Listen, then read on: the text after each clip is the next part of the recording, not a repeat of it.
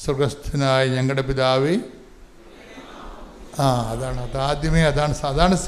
ദൈവത്തിൻ്റെ ബ്രെയിനിൽ സേവ് ആയിരിക്കുന്നത്. എന്താണ്? ഒരു മനുഷ്യൻ പ്രാർത്ഥിക്കുകയാണെങ്കിൽ അവൻ്റെ പ്രാർത്ഥനയിലെ കണ്ടന്റുകൾ എന്താണ്? Thy will be done, thy kingdom come, നിൻ്റെ രാജ്യം വരണം, നിൻ്റെ തിരുമനസ്സ് സ്വർഗത്തിലെ പോലെ ഭൂമിയിലുമാകണം. പ്രാർത്ഥിക്കുക. കർത്താവായ ദൈവമേ, എല്ലാ പ്രാർത്ഥനയുടെ അടിസ്ഥാനത്തിലെ നിന്റെ തിരുമനസ് നിറവേറാൻ തുറന്ന ഒരു മനോഭാവം എനിക്ക് നൽകണമേ. അത് നിറവേറ്റാൻ ആവശ്യമായ ദൈവസ്നേഹം എനിക്ക് നൽകണമേ. അപ്പൊ പ്രാർത്ഥനയുടെ ഇന്ധനം എന്ന് പറയുന്നത് ദൈവസ്നേഹമായിരിക്കും. അപ്പം ദൈവസ്നേഹമുള്ള ആൾക്കാർക്ക് മാത്രമേ ദൈവത്തിൻ്റെ ഇഷ്ടം എൻ്റെ ജീവിതത്തിൽ നിറവേറണമെന്ന് ആഗ്രഹിക്കത്തുള്ളൂ. വസ്തുസ്നേഹം ഉണ്ടാവും, വിഷയസ്നേഹം ഉണ്ടാവും. 3 തരം സ്നേഹങ്ങൾ മനുഷ്യരിൽ ഉണ്ടാവും. വസ്തുക്കളുള്ള സ്നേഹം ഉണ്ടാവും, വിഷയത്തോടുള്ള സ്നേഹം ഉണ്ടാവും, ദൈവത്തോടുള്ള സ്നേഹവും ഉണ്ടാവും. പലപ്പോഴും പ്രാർത്ഥനയിൽ മുന്നിട്ട് മുഴച്ചു നിൽക്കുന്നതെല്ലാം ഈ വസ്തുസ്നേഹമായിരിക്കും. വസ്തുക്കളോടുള്ള സ്നേഹം അല്ലെങ്കിൽ വിഷയത്തോടുള്ള സ്നേഹം, അതൊക്കെ മനുഷ്യന് ആവശ്യമാണെന്ന് ഈശോ പറഞ്ഞിട്ടുണ്ട്. വസ്തുക്കളും വിഷയങ്ങളും ഇതൊക്കെ നിങ്ങൾക്ക് ആവശ്യമാണെന്ന് എൻ്റെ സ്വർഗസ്ഥനായ പിതാവിന് അറിയാം, അല്ലേ? Take the word of God. സ്തുതിക്കട്ടെ. ഹല്ലേലൂയ, ഹല്ലേലൂയ, ഹല്ലേലൂയ, ഹല്ലേലൂയ, ഹല്ലേലൂയ, ഹല്ലേലൂയ, ഹല്ലേലൂയ. യേശുവേ നന്ദി. ഹല്ലേലൂയ, ഹല്ലേലൂയ. യേശുവേ മഹത്വം, മഹത്വം, ആരാധന, ആരാധന. മത്തായി 6:31-32. അതിനാൽ എന്ത് ഭക്ഷിക്കും, എന്ത് പാനം ചെയ്യും, എന്ത് ധരിക്കും എന്ന് വിചാരിച്ച് നിങ്ങൾ ആകുലരാകേണ്ട. വിജാതീയരാണ് ഇവയെല്ലാം അന്വേഷിക്കുന്നത്. നിങ്ങൾക്കിവയെല്ലാം ആവശ്യമാണെന്ന് നിങ്ങളുടെ സ്വർഗീയ പിതാവ് അറിയുന്നു. നിങ്ങൾ ആദ്യം അവിടുത്തെ രാജ്യവും അവിടുത്തെ നീതിയും അന്വേഷിക്കുക. അതോടൊപ്പം മറ്റുള്ളവയെല്ലാം നിങ്ങൾക്ക് ലഭിക്കും. അപ്പം മറ്റുള്ളവയെല്ലാം ഉണ്ട്. അതിൻ്റെ അകത്ത് വിഷയമുണ്ട്, വസ്തുക്കളുമുണ്ട്. അപ്പോൾ ദൈവം അത് അവോയ്ഡ് ചെയ്യുന്നില്ല, ഓവർലുക്ക് ചെയ്യുന്നില്ല. നിങ്ങളുടെ ജോലി, വീട്, വിവാഹം, വഴി, വെളിച്ചം, വെള്ളം എല്ലാം ദൈവം ഓവർലുക്ക് ചെയ്യണില്ല. ഒന്നും ആവശ്യമില്ലാത്ത കാര്യമാണെന്ന് പറയുന്നില്ല. അതെല്ലാം ആവശ്യമാണെന്ന് എനിക്കറിയാം. മറ്റുള്ളവയെല്ലാം ചേർത്ത് നൽകും, മറ്റുള്ളവയെല്ലാം. പക്ഷെ പ്രയോറിറ്റി വരണത് എന്താണ്?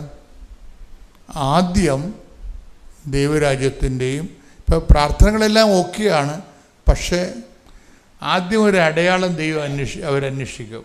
ആദ്യം ദൈവം അടയാളം കാണിക്കട്ടെ, അത് കഴിഞ്ഞിട്ട് ഞാൻ കർത്താവിൻ്റെ ജീവിതം പ്രേക്ഷിത പ്രവർത്തനം ചെയ്യാം. അപ്പം അതാണ്.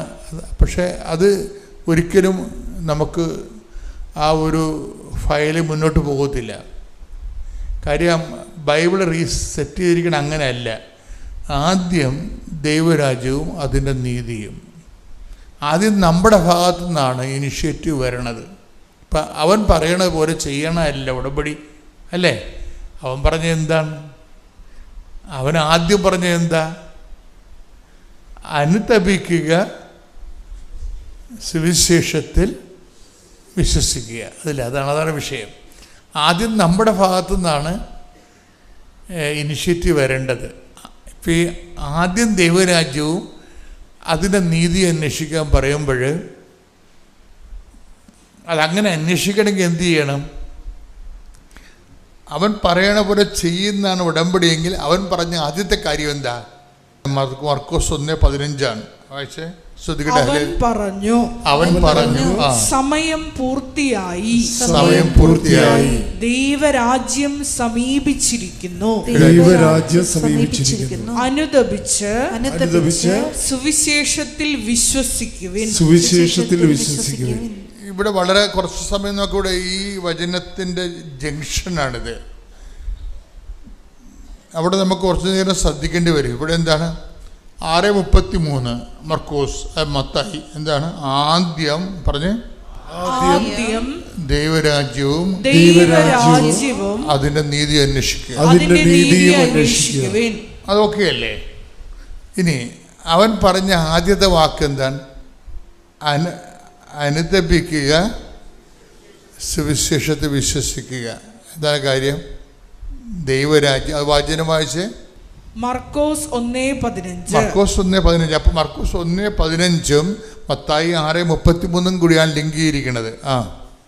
അവൻ പറഞ്ഞു സമയം പൂർത്തിയായി, ദൈവരാജ്യം സമീപിച്ചിരിക്കുന്നു. അതാണ് സംഭവം. മർക്കോസ് മത്തായി 6:33 ആദ്യം ദൈവരാജ്യം അന്വേഷിക്കാൻ പറയുന്നുണ്ട്. ഇപ്പം മർക്കോസിൻ്റെ 1:15 എന്താ പറയണത്? ആദ്യം അന്വേഷിക്കേണ്ട ദൈവരാജ്യം സമീപിച്ചിരിക്കുന്നു. അത് കരസ്ഥമാക്കാൻ ആദ്യം ചെയ്യേണ്ട ആദ്യത്തെ കാര്യമുണ്ട്. അതെന്താണത്? അനുദപിക്കുക. അതാണ് വിഷയം. ഇപ്പോൾ ഉടമ്പടി ജീവിതം ആരംഭിക്കുന്ന അനുതാപത്തിലൂടെയാണ്. അതുകൊണ്ട് നിങ്ങൾ തീപ്പെട്ടി ഉരച്ച് തിരി കൊളുത്തണ മുമ്പ് തന്നെ അനുതാപം കഴിഞ്ഞിരിക്കണം. അവിടെയാണ് ഈ വിഷയം കിടക്കുന്നത്. അവിടെ ഇത് തിരിയല്ല 10 തിരി തന്നാലും ആ പിശാച് പഴയ പിശാച് തന്നെ ഇരിക്കും. പിന്നെ എങ്ങനെ ഇവിടെ വർക്കൗട്ട് ചെയ്യണേ? ചെയ്യത്തില്ല. അവിടെ വൈരാഗ്യം മാറിയിട്ടില്ല, ശത്രുത മാറിയിട്ടില്ല, മത്സരം മാറിയിട്ടില്ല, അവരുടെ ജീവിത രീതികളിൽ ദൈവത്തിന് നിരക്കാത്ത ഭാഗങ്ങൾ മാറിയിട്ടില്ല, ഒന്നുമേ മാറിയിട്ടില്ല. തിരി കത്തിച്ചാണ്ട് ദൈവമായിട്ട് തിരി തിരുന്ന ആളാണെന്ന് ഇരിക്കുകയാണ്. അതല്ല സംഭവം. തീപ്പെട്ടി ഉരക്കണ മുമ്പ് തന്നെ അനുതാപം നടന്നിരിക്കണം. പ്രാർത്ഥിക്കുക. കർത്താവായ ദൈവമേ, എൻ്റെ ജീവിതത്തിലെ ദൈവരാജ്യത്തിന്റെ നന്ദിയായി അനുതാപത്തിന്റെ അഭിഷേകം നൽകി എന്നെ അനുഗ്രഹിക്കണമേ. ശ്രുതികട്ടെ. ഹല്ലേലൂയ, ഹല്ലേലൂയ, ഹല്ലേലൂയ, ഹല്ലേലൂയ. പരിശുദ്ധ പരമ ദിവ്യകാരുണ്യത്തിന് എന്നേരവും ആരാധനയും സ്തുതിയും പുകഴ്ചയും ഉണ്ടായിരിക്കട്ടെ. പരിശുദ്ധ പരമ ദിവ്യകാരുണ്യത്തിന് എന്നേരവും ആരാധനയും സ്തുതിയും പുകഴ്ചയും ഉണ്ടായിരിക്കട്ടെ. ഇത് കുറച്ച് സിൻസിയർ ആണെങ്കിലേ ഉടമ്പടി ഇങ്ങനെ പുതിയ സ്നേഹം നമ്മൾ ആദ്യം വായിച്ചല്ലേ വിലാപങ്ങൾ 3:22 മുതലുള്ള തിരുവചനങ്ങൾ. കർത്താവിന്റെ സ്നേഹം ഒരിക്കലും അസ്തമിക്കുന്നില്ല. കർത്താവിന്റെ സ്നേഹം ഒരിക്കലും അസ്തമിക്കുന്നില്ല. അവിടുത്തെ കാരുണ്യം അവസാനിക്കുന്നില്ല. ഓരോ പ്രഭാതത്തിലും അത് പുതിയതാണ്. അവിടുത്തെ വിശ്വസ്തത ഉന്നതമാണ്. കർത്താവിൻ്റെ സ്നേഹം അസ്തമിക്കണില്ല, പക്ഷേ ഇടയ്ക്കൊക്കെ ഗ്രഹണം സംഭവിക്കും. ഗ്രഹണം എന്ന് പറഞ്ഞാൽ എന്താണ്? ഒരു ഗ്രഹത്തിൻ്റെ മേലെ വേറൊരു ഗ്രഹത്തിന് നിഴൽ വന്നടിക്കും. അതോടുകൂടി ഒരു തീരുമാനം ഉണ്ടാവും. എന്താണ്? പ്രകാശം തരത്തില്ല. കർത്താവ് അപ്പോൾ ഗ്രഹം അവിടെ ഉണ്ട്, പക്ഷെ നമുക്ക് വി ഡോണ്ട് ഫീൽ ഇറ്റ്. നമ്മളത് അനുഭവിക്കണില്ല. കർത്താവിൻ്റെ സ്നേഹം അസ്തമിക്കുന്നില്ലെന്ന് പറഞ്ഞാൽ കറക്റ്റാണ്, പക്ഷെ ഗ്രഹണം ഉണ്ടാവും. അത് കഴിഞ്ഞാൽ ദൈവം അവിടെ ഉണ്ട്, പക്ഷെ നമുക്കത് ഫീൽ ചെയ്യുന്നില്ല. ശരിക്കും പറഞ്ഞാൽ ഇതാണ് ഒരു അവസ്ഥ പലരുടെയും. ദൈവമുണ്ട്, പക്ഷെ നമുക്കത് ഫീൽ ചെയ്യണില്ല. ഏതോ ഒരു നിഴല്, പാപത്തിൻ്റെ ഒരു കരിനിഴല് ഇതിൻ്റെ പേര് ഇങ്ങനെ അടിച്ചു മാറിയിരിക്കുകയാണ്. അതുകൊണ്ട് ദൈവസ്നേഹം നമുക്ക് ഫീൽ ചെയ്യണില്ല. അതുകൊണ്ട് തന്നെയാണ് ഈശോ പറഞ്ഞത് അനുദപിക്കുക, സുവിശേഷത്തിൽ വിശ്വസിക്കുക. സ്തുതിക്കട്ടെ. ഹല്ലേലൂയ. ഹല്ലേലൂയ, ഹല്ലേലൂയ, ഹല്ലേലൂയ, ഹല്ലേലൂയ. യേശുവേ, ആരാധനയോടെ ആഴമായ അനുതാപം ഞങ്ങൾക്ക് നൽകണമേ. ഹല്ലേലൂയ, ഹല്ലേലൂയ. മഹത്വം, മഹത്വം, ആരാധന, ഹല്ലേലൂയ. സകലരും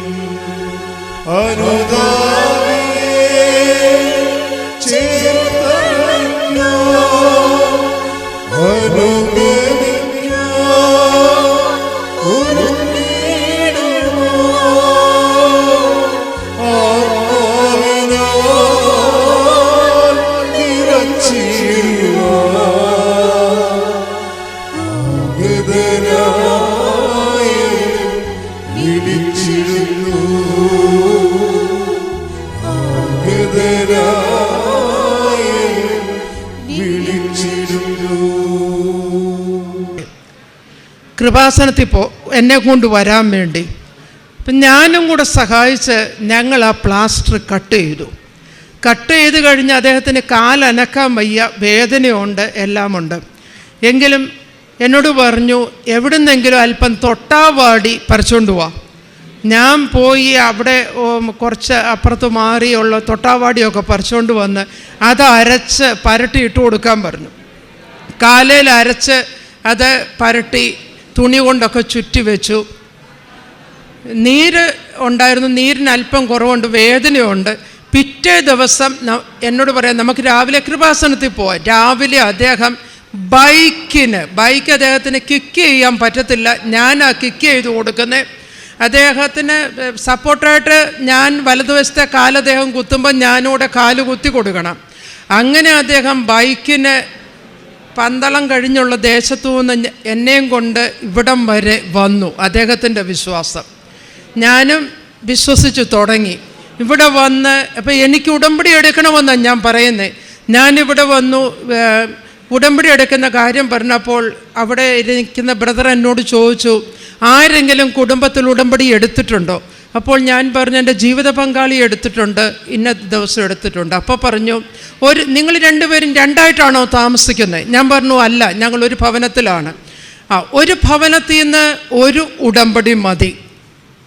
അപ്പോൾ അത് വെച്ച് നിങ്ങൾ അദ്ദേഹം പ്രാർത്ഥിക്കുമ്പോൾ നിങ്ങളും ആ ഉടമ്പടി പ്രാർത്ഥനയെല്ലാം അത് പൂർത്തീകരിച്ച് പ്രാർത്ഥിക്കുകയും അതനുസരിച്ച് പ്രാർത്ഥനകളിൽ പങ്കുകൊള്ളുകയും ജീവിക്കുകയും ചെയ്യുക. അപ്പം ഞാൻ പറഞ്ഞു എനിക്കൊരു നിയോഗം കൂടി ഉണ്ട്, അതിൽ ചേർക്കാത്ത ഒരു നിയോഗമുണ്ട്. ഉടനെ ഒരു പേപ്പർ വന്നിട്ട് പറഞ്ഞു അതിൽ എഴുതി കൊടുക്കാൻ പറഞ്ഞു. അങ്ങനെ ആ നിയോഗം ഈ ലൈസൻസ് എടുക്കാനുള്ള ഈ നിയോഗം എഴുതി കൊടുത്തു കഴിഞ്ഞ് ഞങ്ങളിവിടെ ഇരുന്ന് കുറേ നേരം കൊന്തയൊക്കെ ചൊല്ലി പ്രാർത്ഥിച്ച് അമ്മയുടെ മുമ്പിലിരുന്ന് പ്രാർത്ഥിച്ച് കഴിഞ്ഞ് ഞങ്ങൾ തിരിച്ചു വീട്ടിൽ പോയി കഴിഞ്ഞ് പിന്നെ എനിക്ക് പരിശീലനത്തിൻ്റെ 2 ക്ലാസ്സുകളാണ്. അടുത്ത ക്ലാസ്സിന് ഞാൻ അവിടെ ഗ്രൗണ്ടിൽ കടന്നു വന്ന് എനിക്ക് വണ്ടി തന്നു. ഞാൻ ആ വണ്ടിയിൽ കയറി ആദ്യത്തെ പ്രാവശ്യം ഒരു തെറ്റുമില്ല 8 എടുക്കുകയാണ്. അത് കഴിഞ്ഞ് ആ തവണ തന്നെ 16 റൗണ്ട് ഒരു തെറ്റുമില്ലാതെ ഞാൻ ആ റൗണ്ടിൽ 8 എടുത്തു. അത് കൃപാസനം അമ്മ ഈശോയോട് പറഞ്ഞ് കൃപാസനം അമ്മയുടെ മധ്യസ്ഥതയിൽ എൻ്റെ ജീവിതത്തിൽ നടന്ന ആദ്യത്തെ അത്ഭുതമാണ്.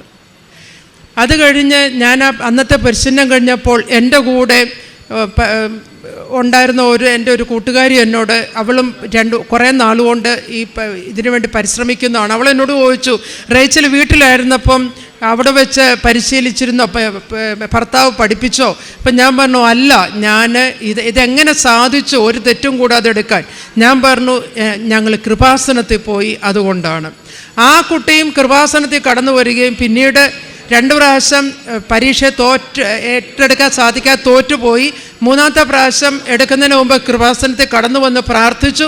3ാമത്തെ പ്രാവശ്യം ഏറ്റെടുക്കാനും സാധിച്ചു. എനിക്കും അതാണ് ആദ്യത്തെ പ്രാവശ്യം തന്നെ, എൻ്റെ ടെസ്റ്റിൻ്റെ അന്ന് തന്നെ ആദ്യത്തെ പ്രാവശ്യം തന്നെ എനിക്ക് ഏറ്റെടുക്കാൻ സാധിച്ചു. ലൈസൻസ് അന്ന് തന്നെ എൻ്റെ ഫോണിൽ ലൈസൻസ് വന്നു. 8ാം പക്കം എനിക്ക് പോസ്റ്റിലും കിട്ടി. പരിശുദ്ധ അമ്മയ്ക്ക് നന്ദി പറയുന്നു, അത് ഈശോയ്ക്കും അതുവഴി. അതുപോലെ തന്നെ ഞങ്ങൾ ഉടമ്പടിയിൽ വെച്ച നിയോഗങ്ങളിൽ മറ്റൊന്നായിരുന്നു ഞങ്ങളുടെ മകൻ്റെ ജോലിയും ഭാവി ജീവിതത്തെയും സംബന്ധിച്ചുള്ളത്. അവന് ദുബായിൽ ഒരു ചെറിയ ജോലിയുമായി ഇരിക്കുകയായിരുന്നു. ദുബായ് ജോലി ആയിരിക്കുന്ന സമയത്താണ് ഞങ്ങൾ ഈ ഉടമ്പടി എടുക്കുന്നത്. അപ്പോഴവൻ ആ ജോലി തുടരുന്നില്ല, തിരിച്ചു വരികയാണ്. നാട്ടിൽ വന്ന് അവന് വേറൊരു കോഴ്സ് പഠിക്കണം എന്നൊക്കെയുള്ളൊരു ആഗ്രഹം ഇങ്ങനെ പ്രകടിപ്പിച്ചായിരുന്നു. പക്ഷേ ആ കോഴ്സ് പഠിപ്പിക്കാനുള്ളൊരു സാമ്പത്തിക ബുദ്ധിമുട്ടുകളും ഒക്കെ ഞങ്ങളെ വല്ലാതെ അലട്ടിയിരുന്നു. അപ്പോൾ അതിനുള്ള യാതൊരു നിർവാഹവും ഇല്ല. അവനെ അവിടെ തന്നെ തുടർന്നും നിൽക്കാനും അല്ലെങ്കിൽ അവിടെ നിന്നുകൊണ്ട് തന്നെ മറ്റൊരു ജോലി അവിടെ എവിടെയെങ്കിലും കരസ്ഥമാക്കുവാനും ഞങ്ങൾ അവനെ പ്രേരിപ്പിച്ചുകൊണ്ടിരുന്നു. പക്ഷെ അവൻ ഇങ്ങ് വരികയാണ് എന്നുള്ളൊരു ഉത്തരമാണ് ഞങ്ങൾക്ക് നൽകിയിരുന്നത്. ഇതും ഞങ്ങൾ ഉടമ്പടിയിൽ സമർപ്പിച്ച് പ്രാർത്ഥിച്ചിരുന്നു. അത്ഭുതം എന്ന് പറയട്ടെ, അവസാനം അവൻ വരേണ്ട വിസ എക്സിറ്റ് അടിച്ച് വരേണ്ട സമയത്തോട് അടുത്തപ്പോൾ അവനെ ജോലിക്ക് കൊണ്ടുപോയിരുന്നവർ തന്നെ അവനോട് പറയുകയുണ്ടായി, നീ 1 വർഷം കൂടി ഇവിടെ തുടരുവാണെങ്കിൽ ഞങ്ങൾ തന്നെ അവിടെ തന്നെ മറ്റൊരു എവിടെയെങ്കിലും ഒരു നല്ല ജോലി നിനക്ക് മേടിച്ചു തരാം. അങ്ങനെ ഒരു ഉറപ്പും അവരുടെ ഭാഗത്തു നിന്നുണ്ടായി. അല്ലാതെ തന്നെ അവനും പരിശ്രമിക്കാം എന്നും ഞങ്ങളോട് പറയുകയുണ്ടായി. അങ്ങനെ അവൻ അവിടെ വിസ റിന്യൂ ചെയ്തുകൊണ്ട് തന്നെ അവധിക്ക് ഇപ്പം നാട്ടിൽ വന്നു. ഇന്ന് ഇവിടെ ഞങ്ങളോടൊപ്പം ഇവിടേക്ക് കടന്നു വരികയും ഉണ്ടായി. പിന്നെ ഞങ്ങളുടെ ഭവനത്തെ സംബന്ധിച്ച് ഞങ്ങളൊരു നിയോഗം ഉടമ്പടി എടുത്തപ്പോൾ വെച്ചിരുന്നു. അത് വർഷങ്ങളായി ഞങ്ങൾ വിൽക്കുവാനോ, കാരണം സാമ്പത്തിക കടബാധ്യത ഉണ്ടായിരുന്നു ഞങ്ങൾക്ക്. അതൊന്നും ചെയ്യാൻ സാധിക്കാതെ ആ ഭവനം ഞങ്ങൾക്കിങ്ങനെ ഒരു വളരെ ബുദ്ധിമുട്ടായിട്ട് ഞങ്ങളിങ്ങനെ മുമ്പോട്ട് പോവുകയായിരുന്നു. അപ്പോൾ എൻ്റെ ക്രയവിക്രയം നടക്കുന്നില്ല. മേടിക്കാൻ വരുന്നുണ്ട് ആൾക്കാർ, പക്ഷേ വളരെ വില കുറച്ച് പറയുകയും ഒക്കെ ചെയ്യുന്ന സാഹചര്യം. ഞങ്ങൾ വാടകയ്ക്ക് കൊടുത്തിരുന്നു, വാടകക്കാർ മാറിപ്പോയി. അങ്ങനെയൊക്കെ ഇരിക്കുമ്പോൾ കൃപാസന അമ്മേൻ്റെ ഉടമ്പടിയിൽ അതും വെച്ച് ഞങ്ങൾ പ്രാർത്ഥിച്ചിരുന്നു. ഇപ്പോഴ് ഞങ്ങൾക്ക് കൃപാസന അമ്മ വഴിയാണെന്ന് ഞങ്ങൾ ഉറപ്പായും വിശ്വസിക്കുന്നു. ഞങ്ങളുടെ ഭവനം ഒരു എൻജിനീയർ വാടകയ്ക്ക് ചോദിച്ചു. അദ്ദേഹം വന്നിട്ട് ഞങ്ങളോട് പറയുകയാണ്, നിങ്ങളിപ്പോൾ ഞങ്ങൾക്ക് എനിക്ക് പൈസ ഒന്നും തരണ്ട, ഞാനിത് ഒരു നല്ലൊരു രീതിയിൽ പണിത് തരാം. അപ്പോൾ അങ്ങനെ പണിതത് കാണുമ്പോൾ അത് വിൽക്കുവാനോ അല്ലെങ്കിൽ അതുവഴി മറ്റൊരു രീതിയിൽ എന്തെങ്കിലും നിങ്ങൾക്ക് ഉപയോഗപ്രദമായ ഒരു രീതിയിൽ ആ കെട്ടിടം ഉപയോഗിക്കുവാനോ നിങ്ങൾക്ക് സാധിക്കും. വാടക ഇനത്തിലോ ഒക്കെ ആയിട്ട് അത് നിങ്ങൾ എന്നിൽ നിന്ന് ഈടാക്കുകയോ നിങ്ങളത് ഞാൻ നിങ്ങൾക്ക് തരാതെ വാടക തരാതെ നിങ്ങൾ ആ ഇനത്തിലോ ഒക്കെ ആയിട്ട് അത് തന്നു തീർത്താൽ മതി എന്നുള്ളൊരു രീതിയിൽ ഇപ്പോൾ ഞങ്ങളുടെ അടുത്തേക്ക് ഇന്ന് ആ കെട്ടിടം അവിടെ പണി തുടങ്ങും എന്നാണ് ഞങ്ങളോട് പറഞ്ഞിരിക്കുന്നത്. പിന്നെ കഴിഞ്ഞ മാർച്ച് 27-ാം തീയതി ഞാൻ ഒറ്റയ്ക്ക് വണ്ടിയിൽ ഒരു സ്ഥലത്തേക്ക് പോകുമ്പോൾ പെട്ടെന്ന് എനിക്ക് എൻ്റെ കണ്ണിലേക്ക് ഇരുട്ട് കയറി വരുന്ന ഒരു അനുഭവം എനിക്കുണ്ടായി. ഞാൻ തല കറങ്ങി വീണു. വണ്ടിയുമായിട്ട് റോഡിലേക്ക് വീണ് വണ്ടി കറങ്ങി എൻ്റെ കുറേ മുറിവുകളും ഒക്കെ ആയി. അവിടെ എനിക്കൊരു ഹോസ്പിറ്റലിൽ പിന്നീട് അഡ്മിറ്റ് ആകേണ്ടി വന്നു. കുത്തിക്കെട്ടും ഒക്കെ ഉണ്ടായിരുന്നു. എല്ലിന് ചതവുണ്ട്. അപ്പോൾ അങ്ങനെ കാലൊക്കെ അങ്ങ് നീര് കയറിക്കൊണ്ടു, മുറിവ് ഉണങ്ങുന്നില്ല, പഴുക്കുന്ന അവസ്ഥ. അപ്പോൾ ഷുഗർ ഉണ്ടോയെന്ന് അവർ ഗ്ലൂക്കോമീറ്ററിൽ ടെസ്റ്റ് ചെയ്തപ്പോൾ അതുവരെ എനിക്ക് ഷുഗറൊന്നും ഇല്ലായിരുന്നു. ടെസ്റ്റ് ചെയ്തപ്പോൾ 229 കാണിച്ചു. അപ്പോൾ ഷുഗർ ഉണ്ട് എന്നുള്ള കാൽക്കൂട്ടിൽ അന്ന് ഉച്ചയ്ക്ക് ഒരു ടാബ്ലറ്റ് ഉണ്ടെന്ന് ഞാൻ കഴിക്കാൻ കൂട്ടാക്കിയില്ല. എനിക്കത് ഗ്ലൂക്കോമീറ്ററിലെ ഇതിനോട് എനിക്ക് യോജിക്കാൻ സാധിക്കുമായിരുന്നില്ല. അപ്പോൾ പറഞ്ഞു പിറ്റേ ദിവസം രാവിലെ FBS എടുത്ത് നോക്കാം, അത് കഴിഞ്ഞ് പിന്നെ PPBS, അത് കഴിഞ്ഞ് ഷുഗർ ഉണ്ടായിരുന്നോ എന്ന് തീർച്ചപ്പെടുത്തുന്നതിന് വേണ്ടി പിന്നെ HbA1c അങ്ങനെ ഒരു ടെസ്റ്റോടെ നടത്തണം.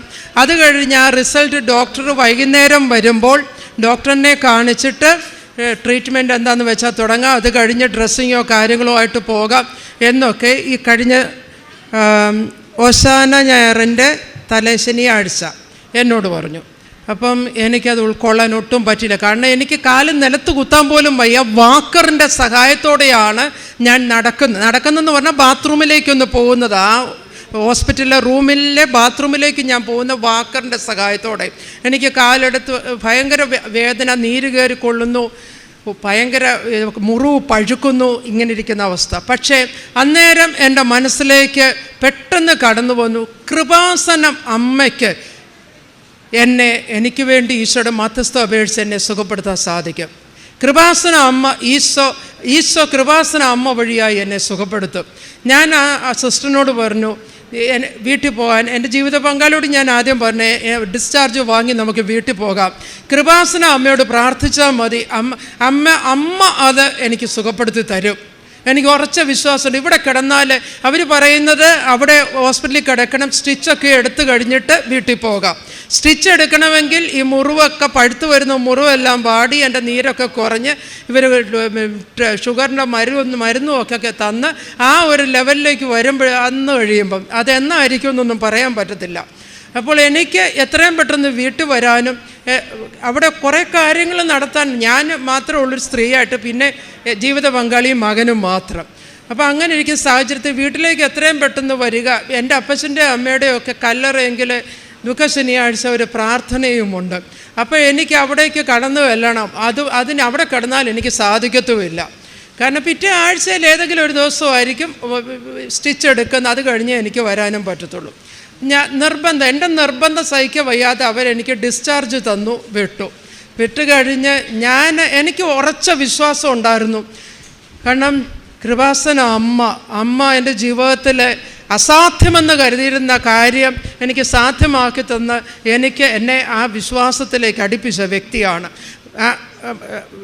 പരിശുദ്ധ അമ്മയ്ക്ക് ഇതും ഈശോയോട് പറഞ്ഞ് എന്നെ സുഖപ്പെടുത്താൻ സാധിക്കും. ഞാൻ വിശ്വസിച്ചിരുന്നു, വിശ്വാസത്തോടെ ഞാൻ മനസ്സിൽ പ്രാർത്ഥിച്ചിരുന്നു. അപ്പം ഈ നിയോഗവും ഞാൻ വെച്ചിരുന്നു. ഞാൻ വീട്ടിലേക്ക് വന്നു. അപ്പം സ്റ്റിച്ച് എന്തായാലും എടുക്കണം. അതുകൊണ്ട് തൊട്ടടുത്തൊരു ഹോമിയോ ക്ലിനിക്കുണ്ട്, അവിടെ ആ ഡോക്ടറിനെ ഞാൻ കണ്ടു. എനിവേ എന്തായാലും പറഞ്ഞ ദിവസം തന്നെ സ്റ്റിച്ച് എടുത്തു. അവിടെ എൻ്റെ മുറിവ് താണ്ട് അതിനുശേഷം പഴുത്തൊരനുഭവം. ഞാൻ വീട്ടിൽ വന്നതിന് ശേഷം എൻ്റെ മുറിവ് പഴുക്കുന്നില്ല. അതോ ചൊട്ടി മുറിവുകളെല്ലാം കയ്യിലെ ഇവിടെയൊക്കെ തൊലി വാർന്ന് പോയി ചേന ചെത്തിയ മാതിരി ഇരിക്കുകയായിരുന്നു. ഞാൻ വീട്ടിൽ വന്ന് 2 ദിവസം കഴിഞ്ഞപ്പോൾ തന്നെ എൻ്റെ ഇവിടെ ആ തൊലി ഇളകി പോയി, ആ മുറിവ് ഈ രീതിയിലായി. അതുപോലെ തന്നെ കാലും എല്ലാം സുഖപ്പെട്ടു. ഇപ്പം കാലിൻ്റെ താഴെ മാത്രം അവിടെ എല്ലിന് ചതവുണ്ടെന്ന് പറഞ്ഞു. നിൽക്കരുത്, അധികം നിൽക്കരുത്, കാല് തൂക്കിയിട്ടിരിക്കരുതെന്നൊക്കെ എന്നോട് ഈ ഡോക്ടറും പറഞ്ഞിരുന്നു. പക്ഷേ ഞാൻ ഇന്ന് എനിക്ക് സാക്ഷ്യം പറയണം. മോൻ തിരിച്ചു പോകുന്നതിന് മുമ്പ് എനിക്ക് സാക്ഷ്യം പറയണം, അമ്മയുടെ അടുത്തേക്ക് വരണം എന്ന് നിർബന്ധം ഉണ്ടായിരുന്നത് കൊണ്ട് ഇന്ന് ഞങ്ങൾ മൂവരും കൂടെ ഇങ്ങോട്ട് വന്നു. സ്കൂട്ടറിനാണ് വന്നത്. ഇന്ന് ഞാൻ സ്കൂട്ടർ ഓടിച്ച് തന്നെയാണ് ഞാൻ വന്നിരിക്കുന്നത്. പരിശുദ്ധ അമ്മയാണ് ഞങ്ങളെ ഇവിടെ കൊണ്ടുവന്നത്. കൃപാസന അമ്മയാണ് ഇവിടെ കൊണ്ടുവന്നത്. അമ്മയുടെ എൻ്റെ ജീവിതത്തിലുള്ള പരിശുദ്ധ അമ്മ വഴിയായി ഞങ്ങളുടെ ജീവിതത്തിൽ വന്നിട്ടുള്ള അനുഗ്രഹങ്ങൾ ഞങ്ങൾ മറ്റു പലരോടും പറഞ്ഞ് അവരുടെ ജീവിതത്തിൽ അവരും കൃപാസനത്തിലേക്ക് കടന്നു വരികയൊക്കെ ചെയ്തിട്ടുണ്ട്.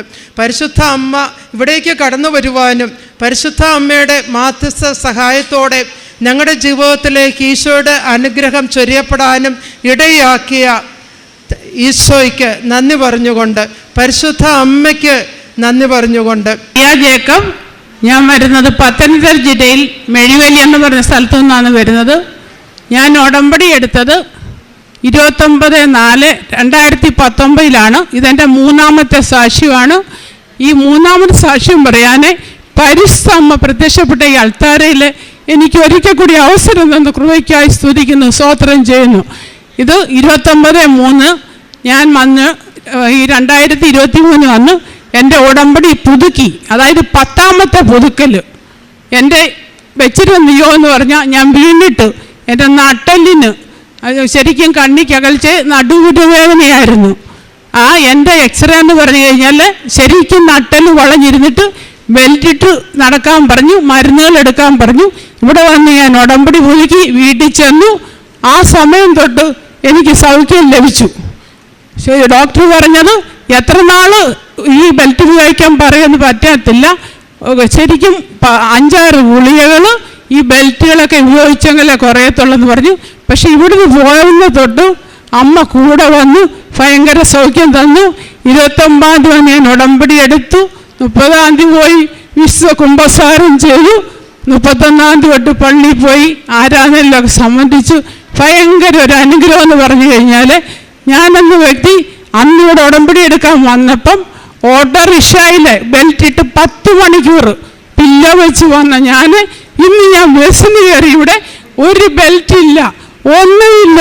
ഇതെനിക്ക് എൻ്റെ ദൈവം തന്ന സൗഖ്യം. എൻ്റെ അമ്മ പരിശ്രമയുടെ മാധ്യസ്ഥയിൽ കിട്ടിയ സൗഖ്യമാണ്. ഈ 8-ാം തീയതി അമ്മ എനിക്ക് പ്രത്യക്ഷപ്പെട്ടിട്ട് പറഞ്ഞു, 10-ാം തീയതി അതായത് തിങ്കളാഴ്ച ഞാൻ ഈ കൃപാസനത്തിൽ വരണം, ഇത് സാക്ഷ്യപ്പെടുത്തണമെന്ന് ഞാൻ പറഞ്ഞു. അതിനുവേണ്ടി മാത്രം ഞാൻ ഇവിടെ വന്നാണ്. ഞാനിവിടെ സാക്ഷ്യപ്പെടുത്താൻ വന്നിട്ടുണ്ടെങ്കിൽ അതിനുവേണ്ടി ഞാൻ ഇന്നലെ രാത്രി തൊട്ട് ഫാസ്റ്റിംഗ് ആണ്. വെള്ളം മാത്രം കുടിച്ചുകൂടെ നിൽക്കുന്നെങ്കിൽ ഈ കൃപാസനം എന്ന് പറയുന്നത് അനേകായിരങ്ങളുടെ ഒരു ആശ്വാസ കേന്ദ്രമാണ്. ഉടനടി പരിഹാരം. ഇവിടുത്തെ ശരിക്കും ഫാദർ പി ജോസഫ് അച്ഛൻ പറഞ്ഞു കഴിഞ്ഞാൽ ശരിക്കും അനേകായിരങ്ങൾക്ക് ഒരു ആശ്വാസകേന്ദ്രമാണ്. ഇവിടെ ഉടമ്പടിയിരിക്കുന്ന എല്ലാവരും തന്നെ അച്ഛൻ്റെ ആരോഗ്യത്തിന് വേണ്ടി എല്ലാത്തിനും വേണ്ടി പ്രാർത്ഥിക്കണം. ഇത്രയേറെ അനുഗ്രഹങ്ങൾ കിട്ടുന്ന ഒരു സ്ഥലം വേറെ എവിടെ ചെന്നാലും നമുക്ക് കിട്ടത്തില്ല. ഇപ്പം ഞാൻ നേർച്ച വസ്തു മാത്രം ഉടമ്പടി തൈലം മാത്രം പുരട്ടി അമ്മ സൗഖ്യം തരുമെന്ന് പറഞ്ഞിട്ട് ഓയിൻമെൻറ്റ് പുരട്ടും. ലാസ്റ്റ് വന്നു കഴിഞ്ഞാൽ ഓയിൻമെൻറ്റ് ഞാനെല്ലാം എടുത്ത് കളഞ്ഞിട്ട് അമ്മയുടെ തൈലം മാത്രം പൂട്ടി എനിക്ക് സൗഖ്യം ലഭിക്കുകയാണ്. ബെൽറ്റ് ഞാൻ ഒരാഴ്ച പോലും കെട്ടിയിട്ടില്ല. ഇപ്പം പള്ളിയിൽ പോവും, എനിക്കൊരു പ്രശ്നമില്ല. ഭയങ്കര ആക്റ്റീവായിട്ട് അമ്മ ഇന്നിവിടെ കൊണ്ടുവന്നു. അതിലും വലിയൊരു അത്ഭുത സാക്ഷ്യമുണ്ട്. ഞാൻ ശരിക്കും 2019 ഉടമ്പടി എടുക്കുന്നത്. പക്ഷെങ്കിൽ ഞാൻ ഗൾഫ് ജോലി ചെയ്തിരുന്നു. 2010 തൊട്ട് ഞാൻ നേരത്തെ തൊട്ടേ അമ്മയെന്ന് പറഞ്ഞാൽ എനിക്ക് ഭയങ്കരമായിട്ട് ജീവനാണ്. അപ്പോൾ 2010 മസ്കറ്റിൽ നിന്ന് ഞാൻ കുഞ്ഞുങ്ങളെയും കൊണ്ട് ഞങ്ങൾ നാട്ടിൽ ചേർക്കാൻ വന്ന പെട്ടെന്ന് തന്നെ ഒരു ദിവസം രാത്രി കടന്ന് എനിക്ക് ഒന്നുമില്ലാതെ ഈ ലോകത്ത് ഞാനങ്ങ് പോകുന്നതായിട്ടാണ് കാണുന്നത്. വെളുപ്പിന് 5:30 ആയപ്പോൾ അമ്മ എൻ്റെ ജീവിതത്തിൽ പ്രത്യക്ഷപ്പെട്ടു. അതായത് 10/4/2010 ഞാൻ ഈ സംഭവം നടക്കുന്നു. ഇന്ന് 13 വർഷമായി ഇവിടെ വന്നെങ്കിൽ ഇത് അനേകാര്യങ്ങളോട് എനിക്ക് പറയണമെങ്കിൽ അമ്മ അന്ന് തൊട്ട് എൻ്റെ കൂടെയുണ്ട്. ഞാനെന്ന വ്യക്തിക്ക് ഒരു കഴിവൊന്നുമില്ല. ഞാൻ പ്രേക്ഷിത പ്രവർത്തനം ഇവിടെ വരുമ്പം പത്രം വാങ്ങിച്ചുകൊണ്ട് പോകും. കാരുണ്യ പ്രവർത്തനം എനിക്ക് വേണമെന്ന പോലെ ചെയ്യും. ശരിക്കും ഈ അറിഞ്ഞവരെ വിശ്വാസത്തിൽ മീൻസ് അവരെ അറിയിക്കാത്തവരെ അറിയിക്കാന്ന് പറയാൻ എനിക്ക് എൻ്റെ കൃപ കിട്ടും. എവിടെ പോയാലും എൻ്റെ അമ്മയെ കൂട്ടുവിളിച്ചാണ് കൊണ്ടുവന്നത്.